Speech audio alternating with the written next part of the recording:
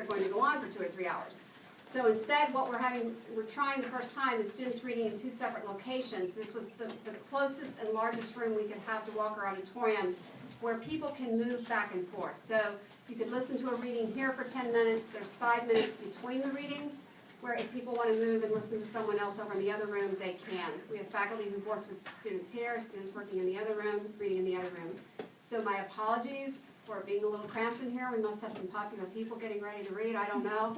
But, you know, like I said, we're always improving on the program. We'll work on seating for next year. But thank you all for attending.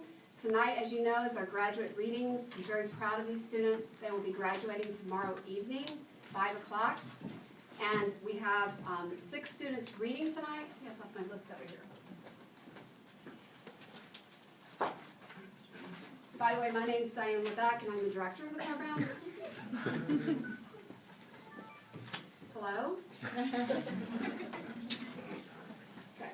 So, turn off your cell phones, right? Don't want those going off. Everybody make sure your phones are off.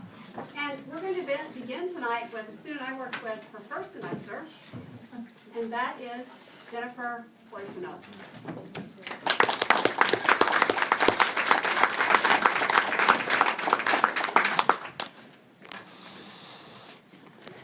Okay, first of all, I think time flies so fast. It feels like I've known everybody forever. And I'm so sad it's over, but I'm excited to move on and see what's next. I want to thank my family, my husband, my daughter, my cohort. You guys are awesome. I love you. Thank you, Diane, and thank you, Craig, and Ann, and Robin. I don't even know where I would be without you guys. I'm going to read chapter 13. Really, the only things you need to know to have this make sense is that Gwen is the main character. She's 15, and she was at a party with a guy she just met. His name was Drew, and she ended up being drugged. And she still doesn't know all of what happened, but she had found out by this point it was her ex-boyfriend, Eric, and the woman, July, in here is her boss. July had asked Gwen to come in on Sunday afternoon, too, and Gwen had agreed. Now she wished she hadn't. Her head throbbed, and she felt like she hadn't slept at all. She pulled open the doors to the store, head down and sunglasses on. She brushed by Drew and looked up. He smiled down at her. "Hey, July," he yelled back into the store. "I'm getting coffee. What do you want?" "French vanilla." July's voice trickled back, probably from the office. "New girl's here, too," he continued. "Bringing her along, okay?" "Yeah, hurry up." Gwen moved to go back outside. Drew followed. They walked along the sidewalk to the coffee shop 5 doors down. He didn't waste any time. "Sorry I pretended I didn't know you yesterday," he said. "I thought that it probably would be easier with July there." Gwen nodded, adjusting her pace to match his slower one, and still avoided stepping on the cracks. "Plus, it would be nice if we could start over, wouldn't it?" He stopped and shielded his eyes so he could see her face. She lifted her sunglasses to rest on the top of her head. "I guess," she said, but she couldn't seem to put any energy behind it. Drew touched her shoulder, but then appeared to think twice and let it fall to his side. "I'm sorry about what happened to you." "What did happen?" "Oh no," he said. "I hope you don't think." "What am I supposed to think?" This day seemed to be getting longer, and her shift hadn't even started yet. "I'm with you, then I'm out cold." She couldn't look at him, and instead watched the kids playing in the park across the street. "What would you think?" "I think it was me too. I just hoped that you wouldn't assume that." "I didn't assume," she said. "I wish someone would just tell me something." She didn't have the energy to track down every person who went to that stupid party and ask them if they heard or saw something. It was awful knowing that at least one person had to know the truth, and she wasn't worth telling it to. Drew swallowed. "I brought you upstairs," he continued walking. "And then?" Gwen followed. "And then nothing. You were unconscious, but breathing okay. I laid you down on Marilyn's bed and sat up next to you for a while to make sure you'd be okay. Do you know what happened to me? I figured it out. Didn't take much to figure someone slipped you something." "Why didn't you tell the twins?" Drew stopped again, there at the door of the coffee shop. "Gwen, there was no way I was going to leave you alone like that." Tears formed in her eyes. "I thought you did," she whispered. He blinked. "I'll be right out, okay?" He waited for her to nod. When he came back, Gwen had finished frying. Drew handed her some napkins. Sorry, I tried to hurry. Gwen shook her head. I forgot to ask you what you wanted, but I thought a hot chocolate might be good. He held it out like a peace offering.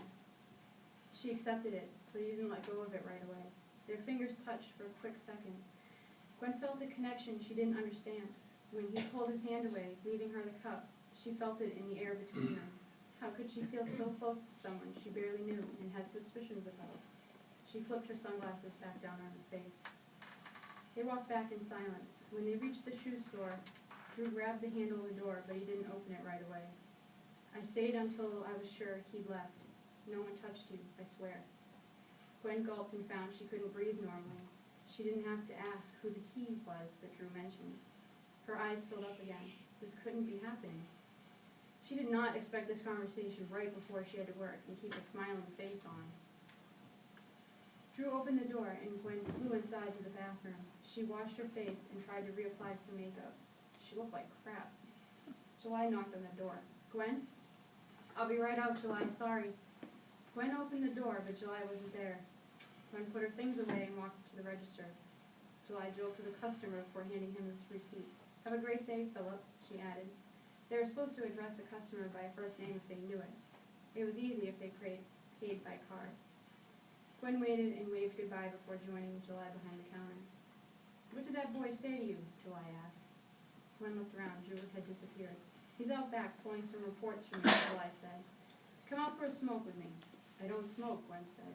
Shouldn't one of us stay inside? July laughed. Second day and you're worried about who's on the floor? Come outside with me. It's good you don't smoke. Gwen held the door for her boss. What should I start with today? July held a cigarette to her lips and lit it behind her hand. I'll let you know.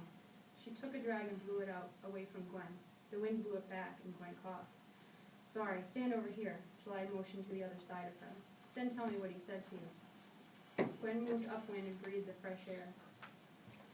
He didn't say anything to me. I had a rough night, that's all. July flicked ashes over the edge of the sidewalk. You drink? Gwen shook her head. Drugs? Gwen met her eyes. No. Good. I need you alert and focused when you're here. So what's up? Gwen bit her lip and forced a smile. Nothing. It's just something that happened with a friend last night, and when Drew asked me how my day was yesterday, I couldn't help but think of that friend. July puffed some more. Okay.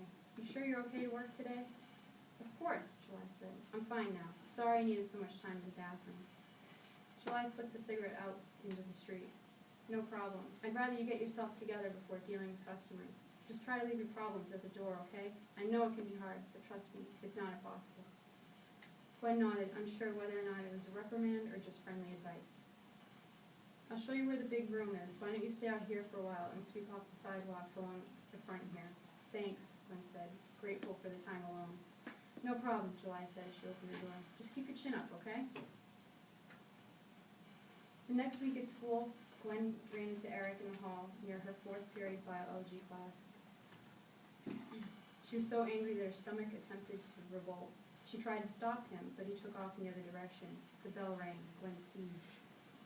She decided that she couldn't wait anymore to find out what happened, letting her anger replace her fear. After school, she stormed through the football field, past Papagino's, and across the street. She kept walking until she reached Eric's house. He actually answered the door. What?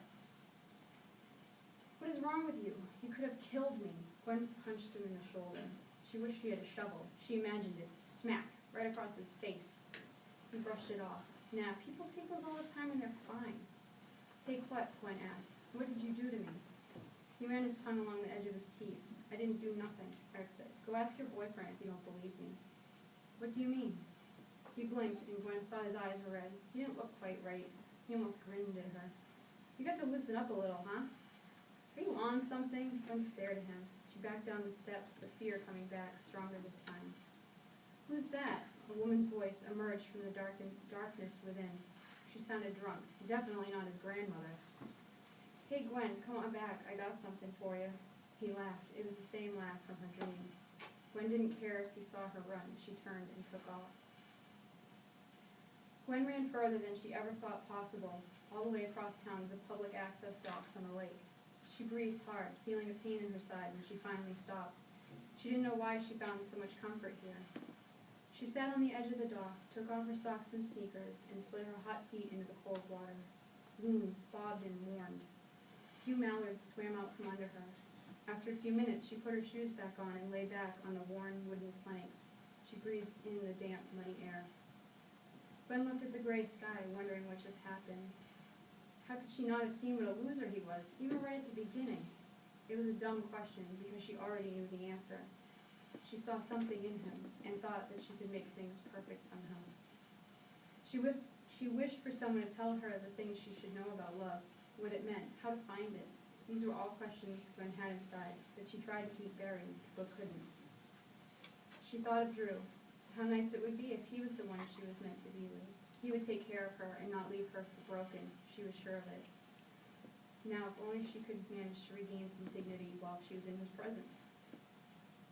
The gentle lapping of the water against the posts calmed her. The rhythm soothed her frantic nerves. This energy was different from what she usually wanted, but this was what she needed. Stop running, the water said. Stop. Gwen closed her eyes. Shh. Stop. Stop running, the water repeated. Running, running,